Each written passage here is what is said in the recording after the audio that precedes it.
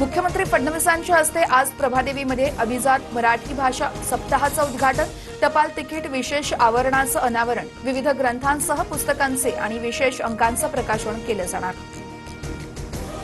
अमरावतीत घातक शस्त्र बाळगल्याप्रकरणी संशयितांना अटक, हवेत गोळीबार झाल्याचीही चर्चा, आरोपी आणि पोलिसांमध्ये संघर्ष झाल्याची सूत्रांची माहिती, आरोपींची चौकशी सुरू. नेरळ, कर्जत आणि खोपोली कर्जत लोकल आज बंद, कर्जत स्थानकातील तांत्रिक कामासाठी 3, 4 आणि 10 ऑक्टोबरला विशेष वाहतूक ब्लॉक. अवघ्या महाराष्ट्राचे कुलदैवत असलेल्या जेजुरीच्या खंडेरायाचा मर्दानी दसरा उत्साहात, भंडारा, खोबऱ्याची उधळण करत मल्हारी मार्तंडाचा पालखी सोहळा संपन्न. खरीप हंगामाला पावसाचा मोठा फटका, राज्यात 48 लाख हेक्टरवरील क्षेत्रातील पिकांचं नुकसान, तर सप्टेंबरमध्ये सर्वाधिक 26 लाख हेक्टरला अतिवृष्टीचा फटका बसल्याची माहिती.